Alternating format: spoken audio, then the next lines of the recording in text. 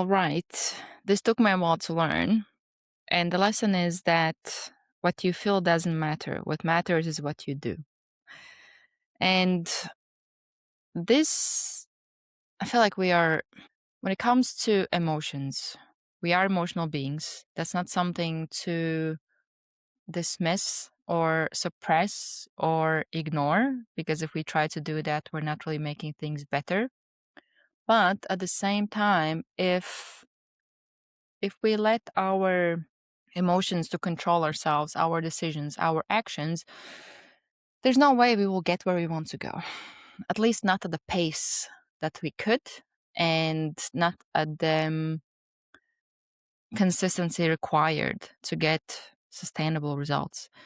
So it what kind of to talk a bit on my journey on this. I think initially phase one was not even being aware that emotions, or I make my decisions based on the emotions, because I could easily justify it away. I decide not to stick to diet. I have a reason. I can come up with something logical. Um, and I wasn't aware that that's what I was doing, that it was because of the emotions that I would feel or emotions that I would want to avoid. Let's say if it was about having conversation with a stranger, or something like that, or reaching out to somebody, offering my services, or whatever it might be.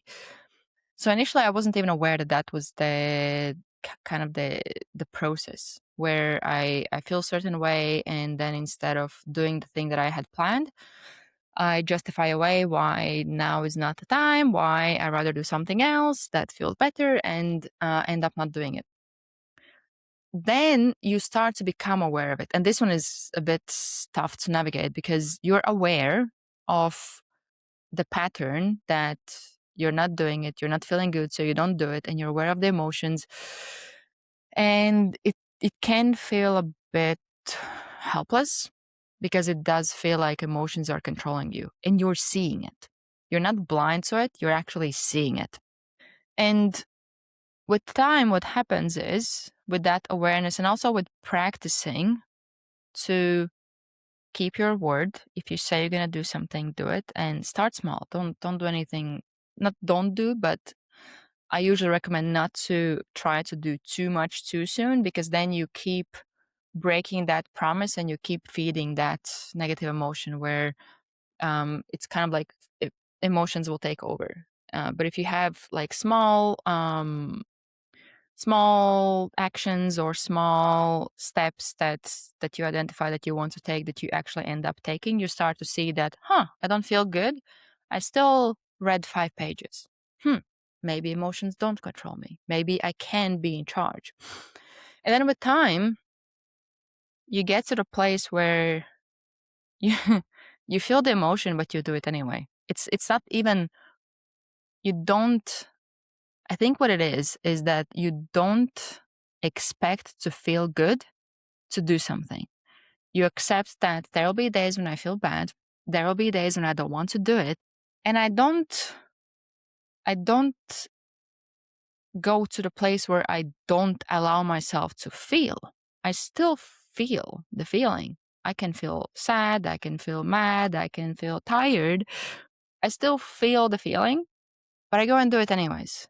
And it's just like a muscle that you build, that willpower, that also relationship with yourself, that you trust yourself, that if you say you're going to do something, you go and do it.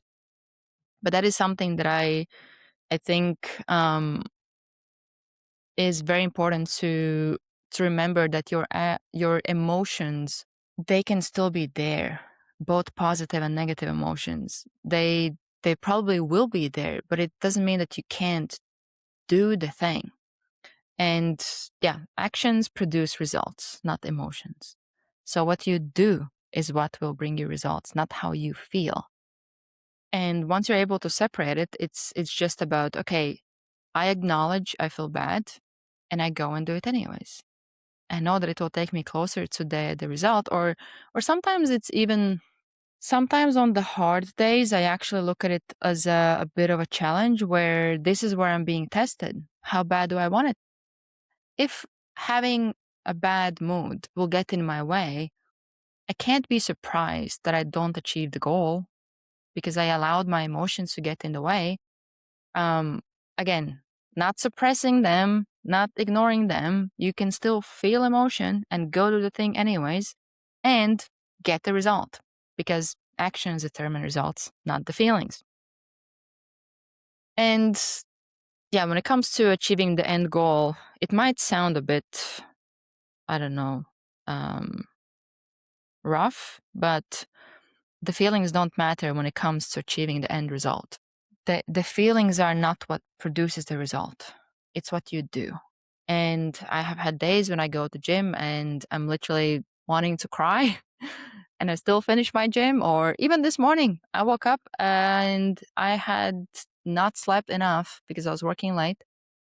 And I still made a decision to get up, do my workout, and go on with my day. And now I feel great because I made that decision, which actually is another point that, at least for me, when I have this day when I don't feel like doing something, or I'm tired, or I'm frustrated, or overwhelmed, or whatever is the emotion, if I make a decision to still show up for myself and do the thing, at the end of doing the thing, I feel so incredible because I still did the thing despite feeling very bad, despite wanting to move it to later or to another day, or having all the reasons in my mind not to do it because of the way I felt. I still did it.